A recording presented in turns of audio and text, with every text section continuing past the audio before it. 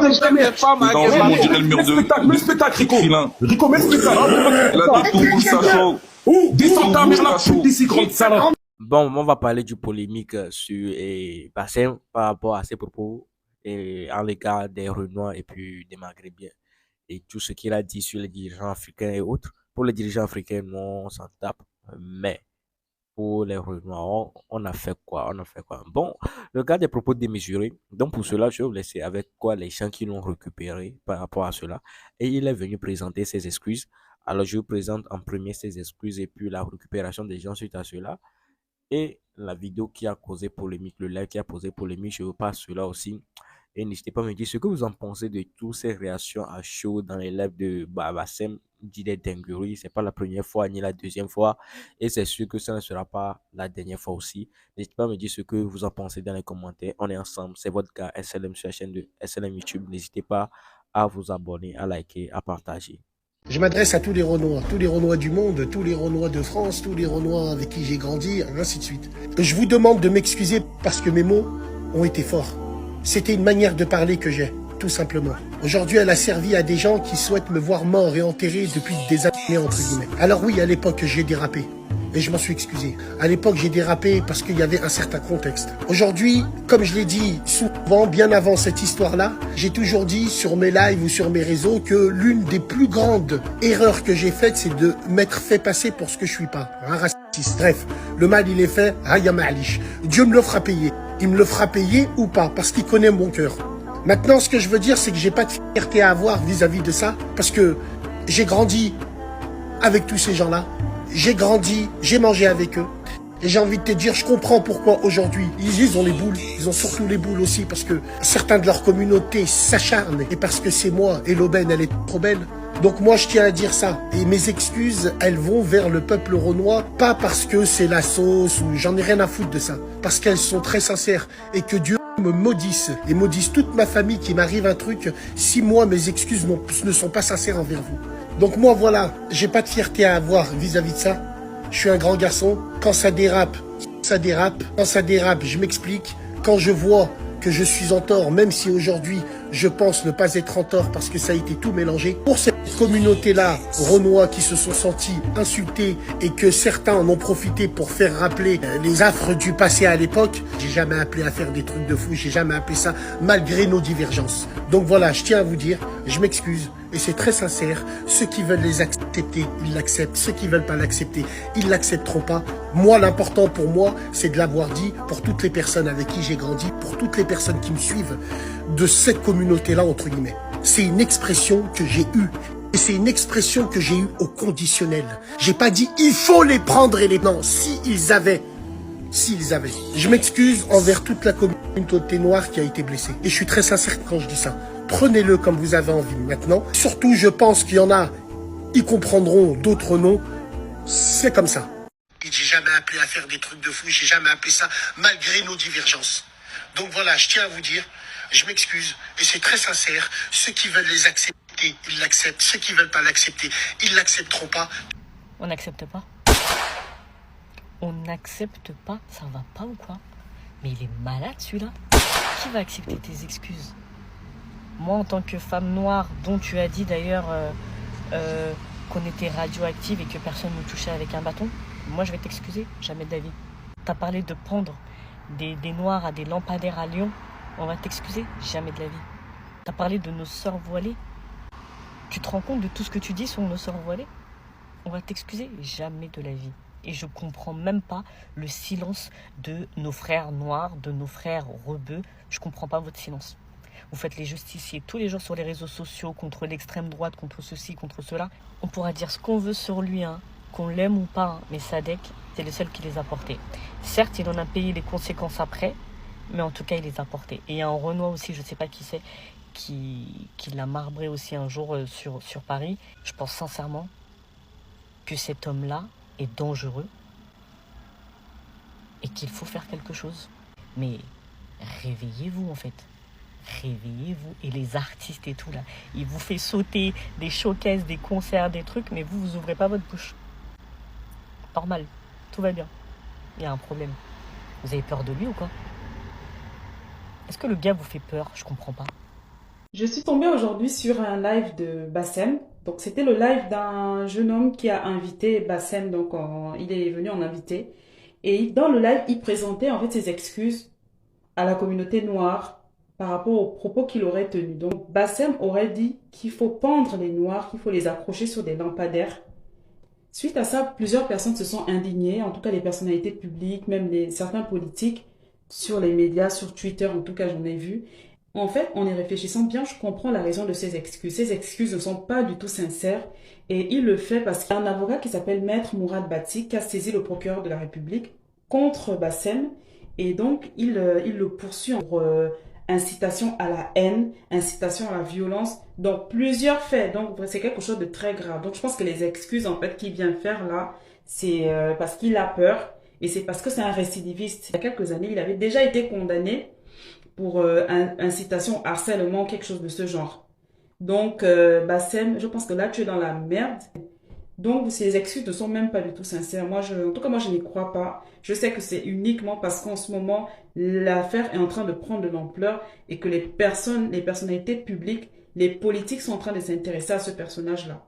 Donc, moi, je n'y crois pas à ces excuses. Et derrière vos business, il y a toujours un robot qui dirige. Ne l'oublie jamais. Never forget. Alors, t'es parti te réfugier au Maroc. Comment ça se fait que t'es pas au Zimbabwe? Comment ça se fait que t'écris pas le 2e chapitre du livre de la jungle? Pourquoi vous venez chez nous? Pour mieux nous critiquer. Et t'es là, tu joues la carte non racisme. Ça lève le point au cinéma. Pour Black Panther, alors que leurs femmes, elles sont blanches. Dis-moi où t'es au Maroc. La tombe de mon père. Quitte à faut payer, je paye. On te retrouve. Dis-moi juste, si t'es un bonhomme, je suis là, moi. Ils cherchent le racisme. Ils le cherchent, par Allah. Tous les jours, ça parle de nous. Tous les jours. Parce que s'ils mettent pas en TikTok, en titre, les Maghrébins, qui c'est qui les regarde, eux? Qui leur donne l'heure à eux? Tomber dans leur jeu. Rouya, ils prennent en otage tout le monde à cause de ça. T'imagines? Je suis tombé dans des lives. Ouais. Je suis tombé dans des lives où il y a des kémites qui insultent des noirs musulmans en leur disant vous êtes soumis aux Maghrébins parce que vous avez la même religion qu'eux. J'ai pas entendu un Renois se révolter contre les kémites. Pourquoi? Parce que la couleur compte avant tout pour eux, et ils ont raison. Quand nous, on essaye de se défendre parce qu'on se fait insulter, parce qu'on est des Maghrébins, parce qu'ils sont jaloux de nous à en mourir, eh ben, on doit des comptes, tout simplement. Mais tu rigoles ou quoi? Oui, les migrants, ils se font niquer au Maghreb, ben, qui passe par la Côte d'Ivoire et qui casse pas les couilles. C'est tout. Attends, excuse-moi.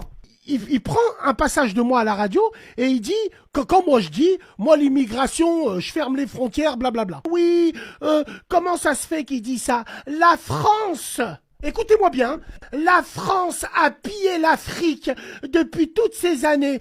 Comment on peut pas accueillir les immigrés? Qui c'est qui a accepté tout ça? Les premiers à avoir accepté leur sort, c'est les dirigeants africains corrompus. Tu connais l'histoire de France, toi? Tu connais la fameuse France-Afrique? Tu connais Jacques Faucard? Tu connais? Tous les dirigeants africains renois, ils ont marché dans la combine. Ils encaissaient des millions et leur peuple, ils s'en battaient les couilles. Et vous remettez ça sur la France à chaque fois? Hein? Les premiers corrompus, c'est les dirigeants africains. La fameuse France-Afrique. Vous parlez pas de nous, par Allah, on parle pas de vous. On en a rien à foutre, nous, de vous, nous. Si vous parlez... Tiens, on te donne un exemple? Allez, vas-y. On va aller dans les lives. Ça insulte les rebeux? Je préfère une maghrébine qu'une française convertie ou je sais pas quoi. Voilà. Akrabi font des lives à 7h du matin sur les maghrébins. La tête de mon père. Ils font des lives à 7h du matin sur les maghrébins. Akrabi, ils ont encore leur tménique pour les cheveux là. C'est leur chapeau pour les cheveux. Ils l'ont encore à 7h du matin et ils jactent sur les maghrébins. Cet avocat, donc Maître Mourad Bati, a saisi le procureur de la République contre Bassem Braïki qui aurait tenu des propos en live contre les personnes noires. Il aurait dit il faudrait les pendre sur des lampadaires. Donc il a saisi le procureur afin de dénoncer cet appel à la haine. à la discrimination et à la violence à l'égard des personnes en raison de leur origine ou de leur ethnie. Donc il aurait dit les Renois à Lyon, ils seront pendus au lampadaire, ce qui a choqué pas mal de monde. Alors j'ai vu des vidéos passées où il s'excusait auprès des personnes noires qui se sont senties offensées, mais j'ai vu que les excuses n'avaient pas vraiment pris quoi.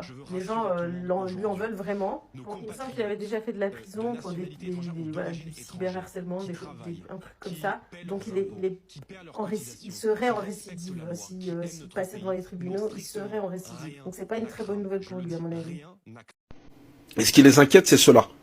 C'est ça que beaucoup n'ont pas fait attention dans le live de cet individu, c'est que lorsqu'il a eu des propos très choquants, très forts, mais l'une des choses les plus importantes que beaucoup n'ont pas souligné, c'est le fait que sa communauté, on va dire donc pas toute sa communauté, mais ceux qui le suivent, d'accord, les racistes, les NAZI qui le suivent, ce qui les inquiète, c'est le fait que la communauté noire est en train de monter en puissance. Lorsque tu écoutes en réalité leur live, ce qui leur pose vraiment problème, c'est que la communauté noire est en train de monter en puissance. Et ça leur pose beaucoup de problèmes. Et c'est la raison pour laquelle ce qu'ils veulent, et de manière volontaire, c'est provoquer une scission entre communauté noire et communauté maghrébine. Premièrement, pour localiser les traîtres de leur communauté, c'est-à-dire donc des Maghrébins qui sont, eux ils les appellent les bobos gauchistes, c'est-à-dire donc des Maghrébins qui sont entre guillemets neutres, qui ne sont pas racistes. Ils veulent les localiser pour pouvoir leur taper dessus, pour pouvoir les éliminer, pour ensuite faire une communauté entre eux où ils sont opposés fermement à la communauté noire. Ce qui leur pose problème donc, c'est le fait que la communauté noire en fait gagne du terrain. Pourquoi? Ben, tout simplement, vous connaissez comment ça se passe dans le commerce. Quand une communauté prend beaucoup d'argent, est en train de monter en puissance, ça veut dire qu'il y a une autre communauté qui, elle, perd du terrain. Et c'est ce qui se passe. Vous vous rappelez, fut un temps où les commerces étaient tenus majoritairement par la communauté maghrébine. D'accord? Beaucoup de boulangeries, beaucoup d'épiceries, beaucoup de grecs. Sauf que on voit que ils ont perdu du terrain parce que ce sont les Indiens qui sont venus, qui commencent à prendre une marge. Et on constate que la communauté noire, eux, accèdent dans tout ce qui est médiatique. Donc tout ce qui est musique, télé, football, les choses comme ça, là où il y a beaucoup d'argent. Et forcément, donc là où il y a une grosse influence. Et c'est ce qui fait peur, en fait, on va dire aux conservateurs racistes, qui suivent donc cet individu-là. Donc, ce qui les inquiète, c'est que la communauté noire, en fait, est en train de monter en puissance. Parce que, contrairement à ce que beaucoup vous font croire, vous avez vu, il y a beaucoup de noirs qui vous répètent à chaque fois, on est les derniers, les noirs sont les derniers. Et il n'y a aucune statistique, déjà, qui prouve ces faits-là. Et c'est pas la vérité. La réalité, c'est que la communauté noire est une communauté qui est en train de monter en puissance. Et de manière rapide, parce que personne ne l'a vu venir. Et les gens, en fait, là, s'en rendent compte, mais c'est trop tard. Donc c'est comme si vous voyez, vous faites une course, vous regardez derrière, il n'y a personne, et d'un coup, vous voyez quelqu'un qui est dans votre rétro. Même si vous accélérez, c'est trop tard. La personne, DRS, il prend l'aspiration, il vous dépasse, et ça y est. Donc, eux, leur problème, c'est un problème déjà d'idolâtrie. Il faut savoir que cet individu est très idolâtre, car il est omnubilé par les femmes de sa communauté, où il pense qu'en fait les femmes de sa communauté lui appartiennent toutes. Donc c'est quelque chose de très très grave. Donc pour lui, il est persuadé que les femmes de sa communauté lui appartiennent, lui reviennent de droit. Et le fait que ces femmes de sa communauté aillent avec des étrangers, mais surtout aillent avec des noirs, alors là pour lui, c'est l'apothéose, ça pose énormément de problèmes. On voit qu'eux, ils peuvent aller avec d'autres communautés, ça ne pose pas de problème. Mais noirs, ça ne passe pas. Donc c'est pour ça, il faut être donc vigilant, faites très attention avec qui vous parlez, et surtout faites attention.